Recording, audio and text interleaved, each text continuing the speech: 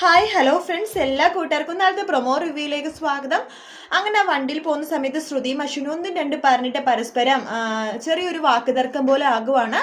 ആ ദേഷ്യത്തിൽ അശ്വിൻ നമ്മുടെ ശ്രുതിനെ രാത്രി വണ്ടിയിൽ നിന്ന് ഇറങ്ങടി എന്ന് പറയണം. അയ്യോ സർ, ഞാൻ ഇവിടുന്ന് എവിടെ ഇങ്ങോട്ടേക്ക് പോകാനാണെന്ന് ശ്രുതി ചോദിക്കുമ്പോൾ അതൊന്നും എനിക്കറിയണ്ട, എവിടെ കാണിച്ചാൽ പോയിക്കോ എന്ന് പറഞ്ഞിട്ട് ശ്രുതിയുടെ കൈ പിടിച്ചിട്ട് ഒറ്റ തള്ളുവാണ് ശ്രുതി. അപ്പോൾ അവിടെ ചെളിവെള്ളത്തിൽ പോയി വീഴുവാട്ടോ.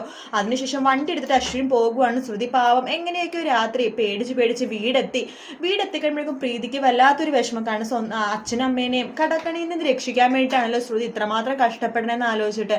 അപ്പോഴേക്കും നമ്മുടെ പ്രീതിയുടെ പിണക്കം മാറ്റാനും ആ ഒരു വിഷമം മാറ്റാൻ വേണ്ടിയിട്ട് ശ്രുതി നമ്മുടെ അശ്വിനെ കുറിച്ച് പറയാണ്. ആ കടലമിഠായിനുണ്ടല്ലോ, ഞാനേ കോടതി കയറ്റും, എന്നിട്ട് 3 വർഷം ഞാൻ ശിക്ഷ കൊടുക്കും, നോക്കിക്കോ എന്നൊക്കെ പറയുവാണ്. ശ്രുതി തിരിച്ച് വീട്ടിലെത്തിയിട്ടുണ്ടാവോ എന്നൊരു വിഷമത്തിൽ നമ്മുടെ അശ്വിൻ തിരിച്ച് ശ്രുതിയുടെ വീട്ടിന്റെ മുറ്റത്ത് നിൽക്കുമ്പോഴാണ് ശ്രുതി ഇങ്ങനെ പറയണതും ചെയ്യണതൊക്കെ കാണുന്നത് കേട്ടോ.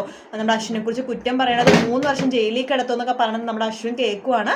അങ്ങനെ അശ്വിൻ ദേഷ്യത്തോടു കൂടി തിരിച്ച് വീട്ടിലേക്ക് പോകുന്ന ഒരു പ്രൊമോ ആണ് കാണിച്ചത്. അപ്പോൾ ഫുൾ എപ്പിസോഡും അപ്കമിങ് റിവ്യൂ ആയിട്ട് പിന്നീട് കാണാം. Take care, bye bye.